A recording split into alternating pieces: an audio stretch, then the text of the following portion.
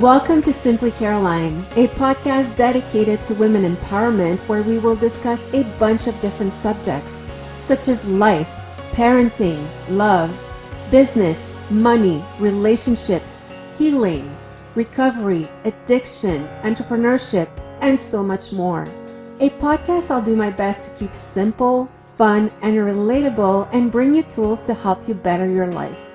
So thank you for being here. And here's your host, myself, Caroline Blanchard.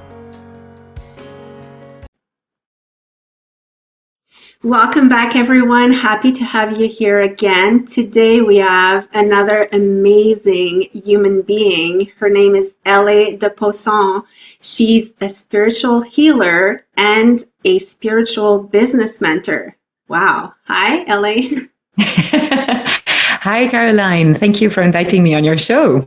My pleasure. So your full name is Éléonore. Yes, Éléonore. Absolutely. Yes, but that's very French, so I'm assuming that's why you cut it down a little. Yeah, I mean, even in Belgium, where I'm from, everybody calls me Elé because I think that Éléonore, it's a beautiful name, but, it's a bit uptight. Yes. And I like it when things are easy and flowy, and I like to be accessible. So that's why I just keep it simple. Awesome. And yes, it's such a gorgeous name. It's very, rich and like high up there. It's very regal. Yes. So LA, talk to us a bit about what is a spiritual healer and a spiritual business mentor. So I see everything through the lens of spirituality, through the lens of energy, and through the lens of your soul's journey. And so I started my own journey my own spiritual journey really when I got through my first divorce. I had through my first and last divorce, I hope. I don't know what I'm saying first. Through my divorce for 4 years ago now. And I had a huge spiritual awakening, even though I was always very in touch with spirituality. I was always very interested by, the idea that there was a whole world out there that we couldn't see. And once I awakened, I really started really connecting with my soul and allowed her to lead me. And so I help women really heal themselves spiritually and emotionally so that they can be much more in touch with their soul and let go of all the trauma that they have been through in their life. And I also help them applying a lot of spiritual principles to their business, because your business is just an opportunity for your soul to grow more. Your business is just another experience. And so quite often, when people start businesses, they receive a lot of strategies and things that they have to apply. And it works, but only till a certain level. There's always like a moment where you hit a plateau and the strategies don't get you further. And that's because your energy is not okay or is not aligned. And so that's where I bring in all the spiritual work of helping the person heal and let go of all the blocks that they need to let go of so that their business can boom. Because your business, your external reality is just a reflection of your internal reality. And so I actually say I'm a spiritual healer and a spiritual business mentor because people just divide these two areas. But actually, I'm doing the same, which is basically spiritual transformation. I love how you said that, it brings you to a certain level, and then at some point you level up. And and whether you're in any kind of businesses, whether you work for yourself or for someone else, I've seen it a lot, and in network marketing anyway, one of the industries I'm in, I've always told people you can't grow your business bigger than yourself. And at first, honestly, I was saying it because I heard it in one of the trainings. And I was like, well, that's pretty cool. And then, with the years going by and experience, adding up, I realized what it really means. It's that, you will go only so far if you don't address who you really are. And if you don't address the blockages you have inside of you, like your blockers. And, when you look into it and when you start talking with people, like even when I do business coaching, it always comes out. Always comes out. So how do you help someone go through, their glass ceiling? It's a beautiful question. So I think the answer is in what you were saying before. You can't grow your business bigger than who you are. So who are you being? I really help people get clarity on who they are being, what's holding them back, and who they are desiring to be, or who do they actually need to be for their business to boom. For example, one of my clients, she had a business that was working nicely, but she really wanted to bring it to the next level and have 500,000 of turnover in her business. But she was working alone in her business. So I asked her, well, that version of you that's making 500,000 of revenue every year, how is she waking up in the morning? What does she believe about herself? How is she taking her breakfast? Does she have a team? What does that team look like? How is she taking care of herself, her health, her energy? What are her relationships? Who is she surrounded by? Because for women, it's very important to be surrounded by like-minded women that can support you emotionally so that you can rise. Together we rise. And you can really start asking 1,000 questions to connect with that next version of yourself and then start embodying it. So then you start hiring the right people. Even if you think, oh, well, God, I don't have that much work to give to my VA right now, or to my social media manager, or to my CFO, or to my copywriter, you hire them. Because by taking these actions, you're showing a clear sign to the universe that you're ready for this. And things always show up in the spiritual world before they show up in the material world. So the way you quantum leap, it's really going to do like this. I don't know if people can see my movement in this podcast. Probably not, but it's going to be a flat line for a very, very, very long time. And then suddenly, boom, it's going to go up. That's because you're showing up at that very high level spiritually by doing these choices, maybe meditating every day, eating very healthy, having a team, being surrounded by like-minded women, paying for a mastermind that's, expensive, but you know that it's worthy and that it's going to help you grow. So you show up really at that level as if you were already making 500,000 of turnover. And your reality is going to be very different for a while. And then suddenly it's going to start changing a little bit, and then boom, suddenly your reality is going to align with the energy that you have been putting out there and how you've been showing up spiritually, emotionally, and intellectually in your reality.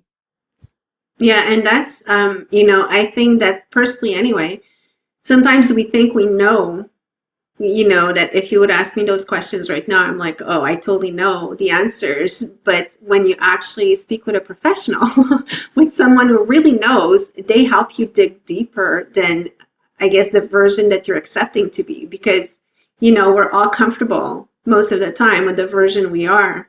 We push ourselves a little, but not that much, not as much as someone would come and push us because they have a different vision. And borrowing their vision as well can really help your energy. Absolutely. And there is something really magical that is happening when you are declaring, I want to go to that level, because it's not so much only about knowing who that version of you is. It's also about how you're going to deal with the obstacles that are going to come on the way. Because when you declare, I want to get to that level, your soul is going to be like, okay, right, we can make that happen. But first, you got to take care of your relationship with your father, that mess that you left behind with this person, that team that you need to hire, that VA is not good enough. You're never going to get there with that VA. All sorts of issues are going to start showing up that might be related to your work or not at all. But because the way you do one thing is the way you do everything, quite often when people start working with me and they come for business mentoring because they really want to bring their business to their next level, we actually spend 3 sessions talking about their own self-doubt or their divorce with their partner or their difficult relationship with their kids, because it's very related. Their internal world is very connected to their external world. And I'm saying it's magical because life is really just showing you growth opportunities. Whenever you want to go a certain way, you're going to have all these obstacles that are going to show up. And you're going to be like, damn it, why is it so hard? Actually, there are growth opportunities, there are healing opportunities. And it's just your soul that's like, oh, well, you wanted to go there. I'm just showing you the way, but you got to deal with these luggages filled with emotions first, empty them, and then we're going to get there. And so there's definitely a part of, okay, I know how I need to show up in order to be there. But then I think it's really powerful to be guided to then face all the obstacles and challenges that are actually beautiful opportunities and that are going to lead you and help you become that person that you have to be to get at that level. And as I was listening to you, I was hearing someone in my head who made to me the comments so often, you were talking about the VA, or maybe she's not good enough to bring me to the next level, or your relationships, or this or that. And I'm sure you heard it a lot too. There's those people who will be like, why am I always hiring a VA who's, I don't know, not detail oriented or whatever? It seems like they're always cycling in the same pattern. What do you? Because they're not dealing. Because they're not dealing with it. So it keeps coming back. So that's basically the universe telling you, like, I'm going to send it to you until you fix it. And usually what the universe does is that it's making it bigger and bigger and bigger so that you don't have a choice at some point but to deal with it. Yeah. And I guess that people who actually don't address anything, that's when, you don't succeed at all. And that's when things get harder and harder. And we're talking business here, but it's pretty much in everything because it's the same concept, with relationships. How many times do you hear one person being with one type of person? And, I've dated a few people and I'm like, I never met this type. And my friend, it's the 10th time that she's dating that type. And I'm like, well, where do you find them? Why are they all coming to you? But it's like, because we end up attracting always the same thing. But I guess that's a very good way to put it. Like the universe will send it to you until you get it. So I guess when we want to change, it's like we need to listen to what's really being told to us. So that's pretty cool. Yeah. Absolutely. For the relationship, it was the same for me. Now, in hindsight, when I look back at my relationships, I can really see how I was always dating men that wanted me to be their mother and men that were manipulative. And the first one was okay. And then the second one, it got worse. And I still couldn't see it because I wanted to be loved so badly. And I was such a people pleaser. And then I was getting older. I was going to turn 30. I got scared. I was like, oh, my friends are getting married and I want to have kids. And then I ended up marrying someone who was, abusive emotionally, not physically, but emotionally, quite manipulative. And then who couldn't love me? And he left me after 6 months for someone else. But I had to go through, hitting the wall, having the whole building collapse on my head to realize, oh, wait a second. I've actually created this for myself because I didn't see the signs before. Like I knew this guy wasn't perfect for me, but I was so filled with fear that I did it anyway. So, well, of course, then it led me to being really, really hurt. But there was a lot of gifting in there as well, because as soon as I realized that, I chose to love myself. And I made the promise that I would just show up authentically, be my most weird, crazy, funny, spiritual self. And if anyone doesn't like it, too bad for them. They're missing out because I'm pretty cool. And if someone loves it, well, awesome. It means they're my people. And that's exactly how I met my current husband. And which you seem very happy with. Oh yes, we're really soulmates, and it's a funny story. So I was signing the papers of my divorce. We were in June, and I was really tired, going through a whole emotional burnout. Uh, and when you're dealing with all these emotions, sometimes you can't sleep at night because your brain is like, your nervous system is really fired up, and so you're really tired in the day, but still you can't sleep at night. So I was really in a very regular practice of just doing yoga to calm my body and then meditating, and I had to have this whole 1 hour 30 process so that I could sleep. And so I was going through all that, signing the paper of my divorce on a Friday afternoon, and I had a big birthday party on a Saturday. And I said, well, okay, I'm going to go to that birthday party, but at midnight, I go back home because I really need to sleep. And I'm really not interested in meeting anyone anyway, but it's a really good friend, so I'm going to go. So I go, and I'm actually having quite a lot of fun with another one of my friends. We're dancing, there's good music, and then there's this guy that taps on my shoulder and that says, "Hey, do you speak English?" And I was like, "Yeah, where do you come from? Why are you asking me that?" "Oh, well, actually, I'm English, and I'm here because I'm a friend of da da da da." And after 5 minutes on the dance floor, we were talking about near-death experiences and the different perspective of different religions on heaven and life after death. And he said to me a few months later that he really liked my bluntness and the fact that I was not afraid to just start talking about such deep subjects on a dance floor when people are just pushing you around. And so he said, "Let's go and have a..." I can't hear you. I think you're on mute. Okay. And so he said, "Let's go outside, let's go have a drink and keep having this conversation."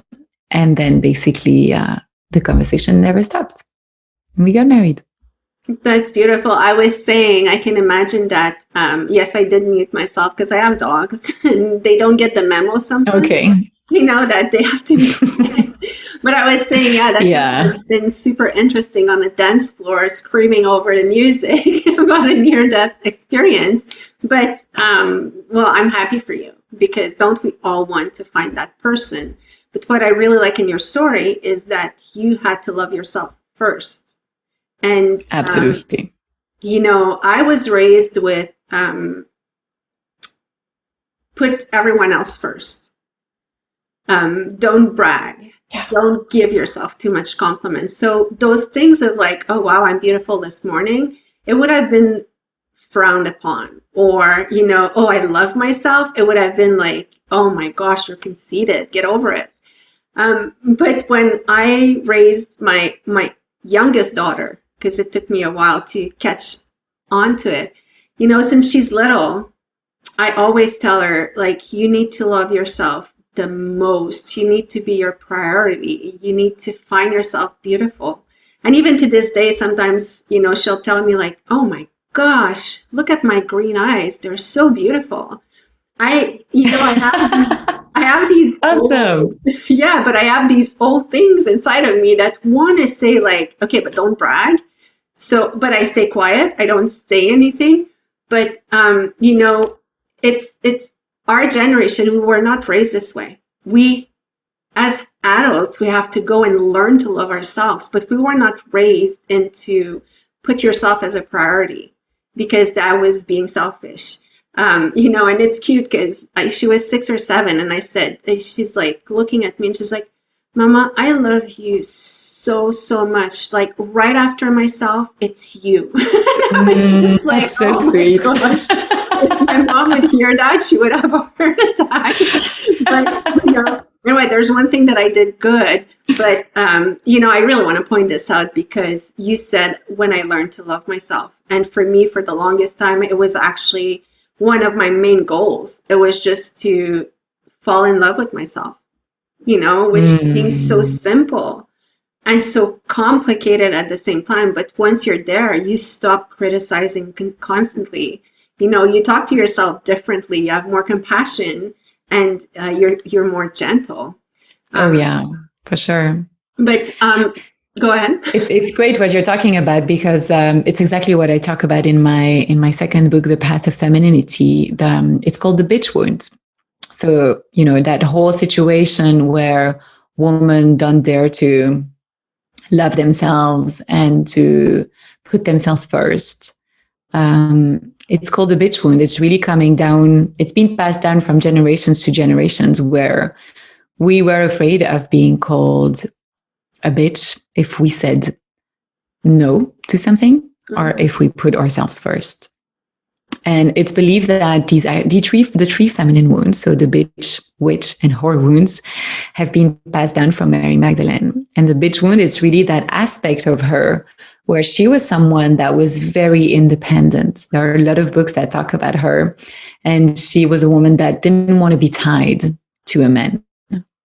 Until she met Jesus. Of course, he was the one. So she said, okay. And so the idea is that she was really triggering men because at the time patriarchy was already very present and women didn't have much to say.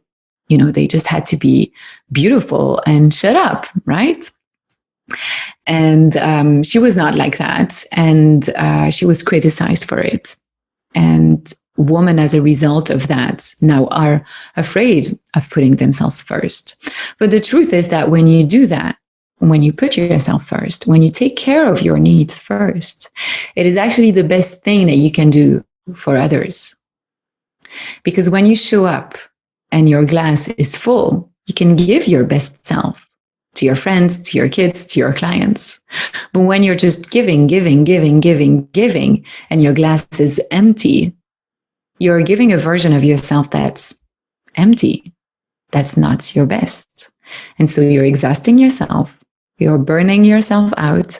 You're preventing yourself from receiving all the things that want to come in your life as well, because you're in that giving masculine energy and you're not even able to give your best to your kids.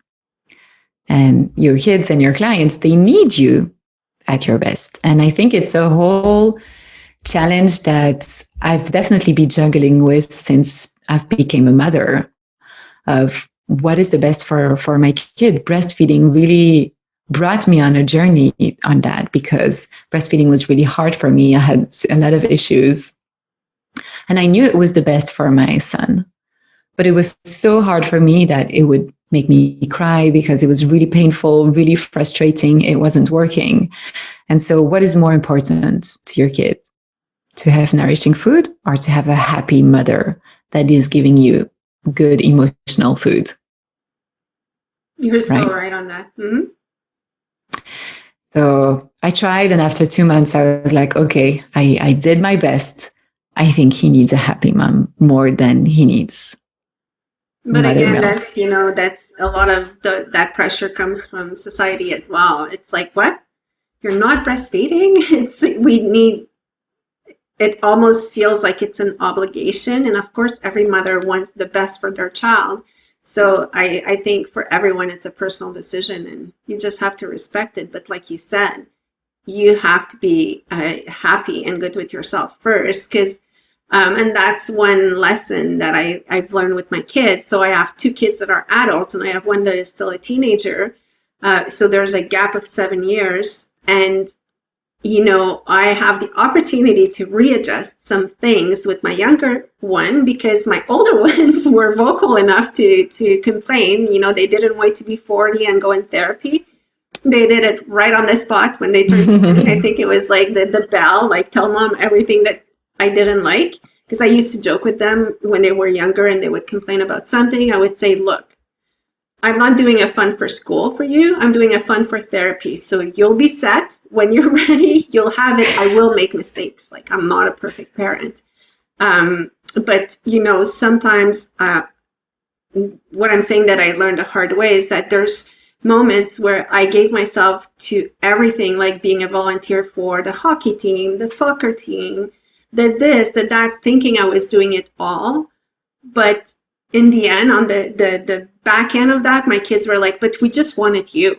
We just wanted you to just sit there sometimes. But I was always busy. So, but I thought I was doing it because I was being a good mom and I was really involved in everything that they were doing and this and that and that. Or like, when you work your business too hard because you're thinking, I want to build a legacy. But while you're building your legacy, your kids need you at a different level. They need you not to be stressed and crazy and overworked. Absolutely. So yeah, being a happy mom is, it's way The priority. than what we actually, yes. And I really, when I started reading your book, The Path to Femininity, honestly, I couldn't put it down. There's something in there that explains feminine energy, and I had never heard of it that way until I met you. And then reading your book is, it's activating. Yeah. And you're like, oh my gosh, like as you're reading, you're like, oh my gosh, she's so right. Oh my goodness, really? Like it really gets to you. And it's not a question of, being a feminist or something. It's very two separate things. So talk to us a bit about the feminine energy versus the masculine energy. Yeah, of course. Let me take a sip of water first. Of course, because it's going to be a long answer. Yeah. Let's try not to make it too long and boring for the audience. For the full answer, you can get the book. I'll put it in the podcast description after. So we all have feminine and masculine energy. They're called yin and yang in traditional Chinese medicine. The yogis also knew about it. Like it's been part of our human knowledge forever. Your masculine energy is that part of yourself that is taking action, that is doing, protecting, providing, structuring, goal setting. Your feminine energy is that part of you that is surrendering, creative, intuitive, grounded, receiving, reflecting, daydreaming, connected to her desires and her sexuality. So you have these two energies inside of you, and it is very important to create a sacred union between them. These days, I'm talking about the divine feminine and I'm teaching about it a lot, but I'm not the only one. There are a lot of women talking about it right now, and these women weren't talking about it 2 or 3 years ago. Why? Because the feminine is rising. Because it is time for all of us, men and women, to heal our feminine and to reconnect with our divine feminine. Why? Because we live in a world that is very masculine. We live in a world that is very competitive, very pushy, very aggressive. And as we have moved away from the age of Pisces into the age of Aquarius, we've moved away from the masculine into the feminine. And it's also interesting to understand that everything starts with the feminine. Think about it. Every man was born from the womb of a mother, from the feminine. Every day, the day is masculine, the night is feminine. Every day starts at midnight, when it's dark, when it's the night, when it's the feminine. Everything starts with the feminine. So we need to reconnect with our feminine energy, embody our feminine energy, so that we can, in turn, after that, call in the sacred warrior, the sacred masculine, and create that sacred union between these two energies. Now I'm talking about healing our feminine energy because there is also a wounded feminine. Like there's also a wounded masculine. And the wounded feminine is that part of yourself that is craving connection. Is that part of yourself that really wants to feel one again, that wants to feel connected to others, your kids, your partner, your clients. And so in order to feel that connection, you might have a tendency to negate yourself. You're going to be afraid to show up authentically, to say everything that you want to say, to share all your emotions. You're going to try to fit in, fit into a box that we've told you had to fit in for certain reasons, because everybody is fitting in, so you got to do that too. And so you're trying to fit in order to be loved and to have that connection with others. The truth is that when you let go of that box and you realize that nobody is happy in the box and nobody is actually wanting to fit in, and you allow yourself to really be yourself, you allow yourself to be too much, whatever that too much is, too noisy, too emotional, too weird, too strong, too creative. I mean, we've all been told that we were too much, right? When you finally allow yourself to be just yourself, which is not too much, it's just you. It's your gifting, that too muchness. You then start to magnetize the right people to you, the right partners, the right friends, the right clients, because these clients are part of your soul fractal and they actually recognize themselves in you when you show up with your full colors. And it's beautiful because when you show up with your full colors while being in that power of your divine feminine, you then allow others to also be fully themselves. So it's very empowering. Very empowering. Yes. And don't we all want to get there to when we listen to you, it's so peaceful. You're really embodying what you're talking about. And it's like, you're living it. It's clear. It's not a question. Yeah. Like, no. You know? And I love what you said about the too much. Like I've been told that quite often. Oh my gosh, you're too much. And I'm like, too much what?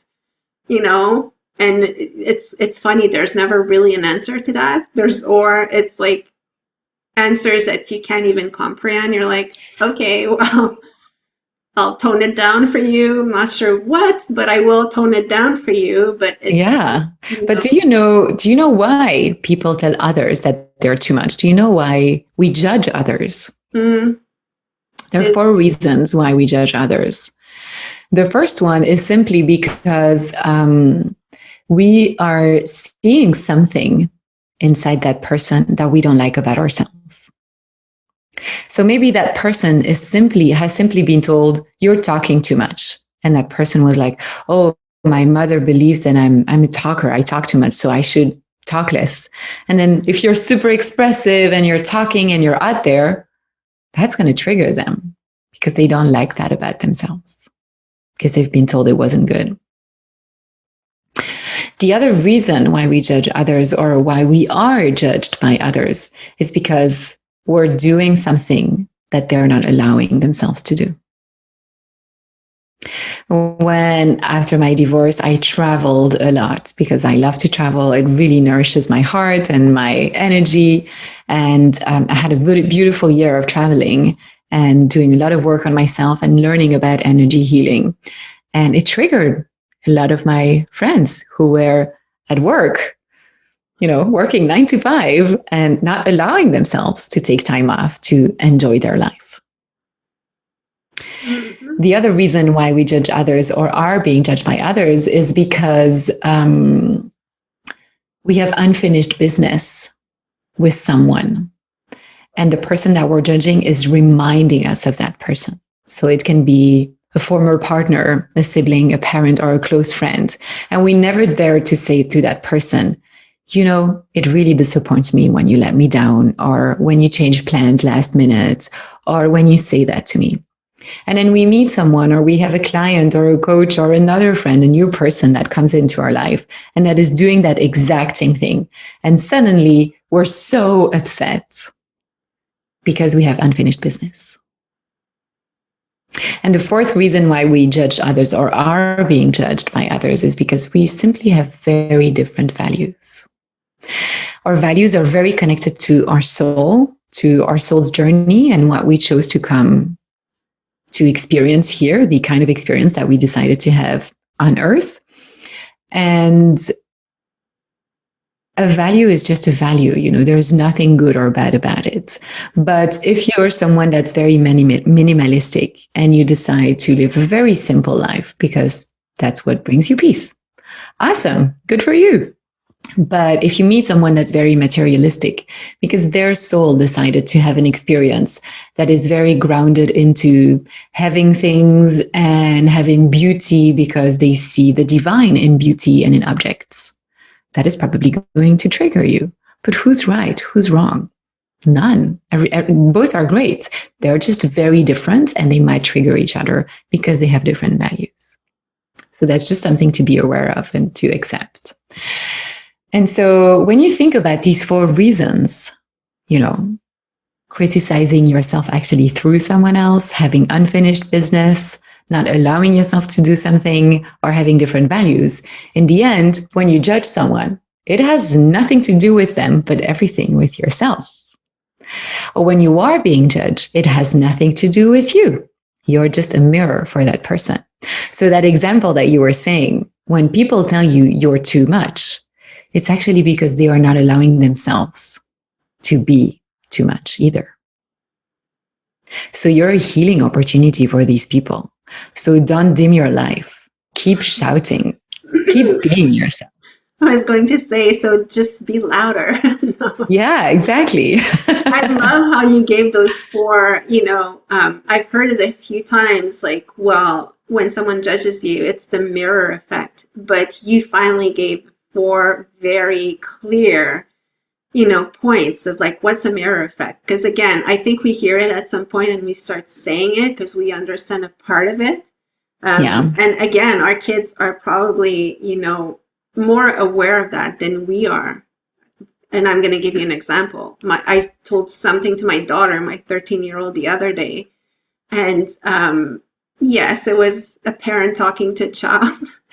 But she's looking at me and she's like, yes, that sounds like a you problem. Like, I was in shock. I looked at her and I'm like, pardon me? She's like, that sounds like a you problem, not me. And I was just like, oh, so wise. Yeah, I just walked away because I was, well, first of all, frustrated that I wasn't right, because as a parent, you're like, because I said so. But it's really just understanding. I feel like they're really in a different space than we were. Like, they can detach easier of like, what's about you and what's about me, or it's just because she's a teenager and she had the perfect answer at that time.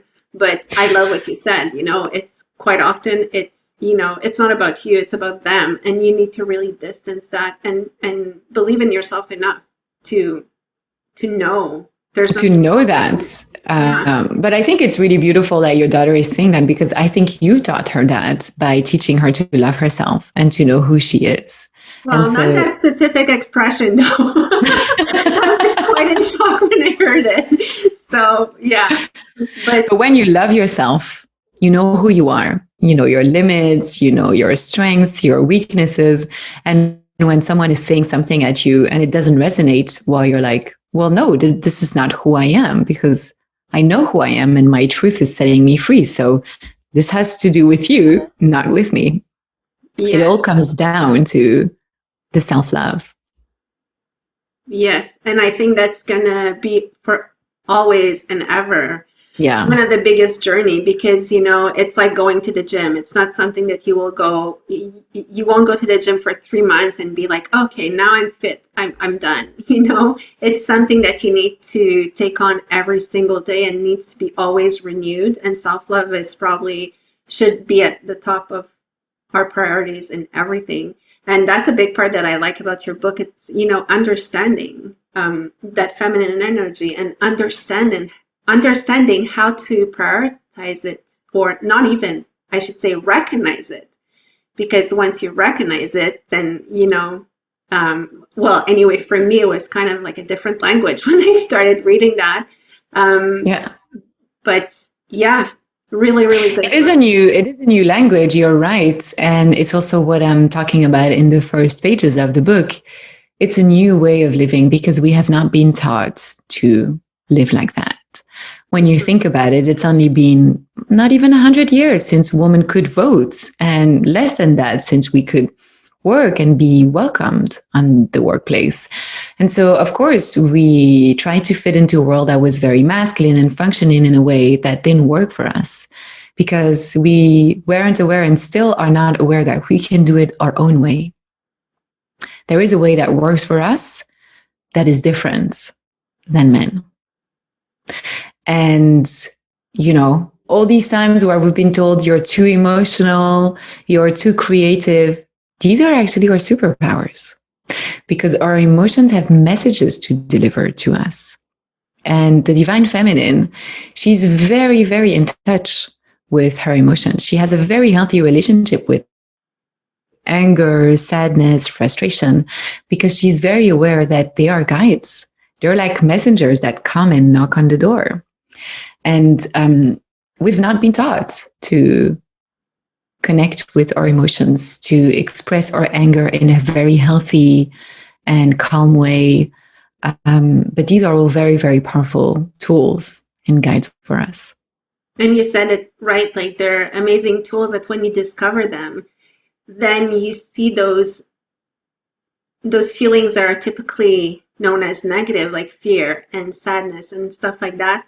And you look at it like, okay, how can I grow from that? Like, you start questioning it differently. So taking it differently. So it's not like you leave the world of like, why is this all happening to me? Because nothing is happening to you. Your life is in your control. And once I really, really understood that, and it's been a while, but once I understood, like, my life is in my control, so the good and the bad, I made it happen. But it's so empowering to realize that and say, well, it also means that I'm in control of what's coming. So really cool. It's happening for you, for sure. I do think it's important to make a little nuance, because we don't control our life. We create our life. I believe that control is an illusion, but we have the power to create the things that we desire. But because we co-create our life with the universe, we don't really have control over it. And you're absolutely right. Actually, my kids tell me that this is one word that needs to get out of my language. It's control. So yes, control used to be associated to power and success. And I think that that's where I really integrated all of that. But thank you for correcting me, because I really, okay. 2022, I want to let go of that word in my vocabulary. So creating is way better. So Ellie, in closing, what can you tell, our listeners in 2022, the one thing that they should focus on the most that will help better a whole lot? I think I'm gonna respond to what you were saying before, because I think a lot of women have an issue with control, and I talk about that at the end of the book as well, The Path of Femininity. Because we have all been led to believe that if we were not in control, we were weak. Mm-hmm. And that if we were not in control, nothing was going to happen. And that we had to, be in the driving seat and control our life and everything to see things unfold the way we wanted. The truth is that we are co-creating. And so we need to be able to trust and to surrender to life that is our co-creator. And how do you trust and surrender? I mean, that's a whole other episode, Caroline, that we could do together on that. But really, really deep down, it comes back to trusting yourself. Trusting your intuition.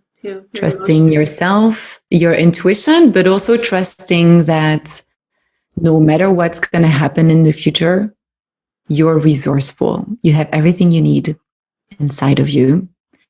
You've brought yourself to the place where you are right now in your life, so you can already do that.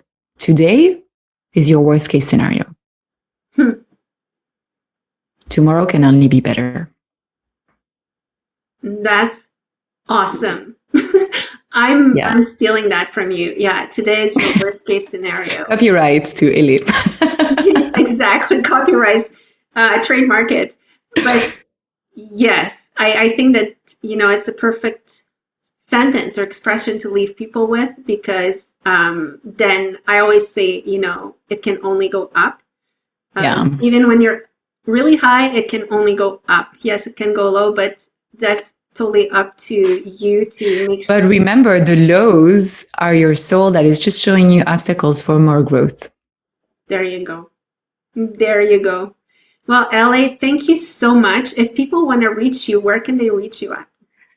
I think the best way to connect with me is on Instagram at Éléonore de Posson, ELEDEPOSSON. Otherwise, I have a website. I'm going to send you the link. And if people want to have fun, they can also take the quiz that's on my website, where they can identify which gift of their divine feminine they already have activated inside of you and which need a little bit more love and attention. Yes, that's an awesome quiz. So thank you for being here, and thanks everyone for being here, and we'll see you next week. Thank you. Thank you.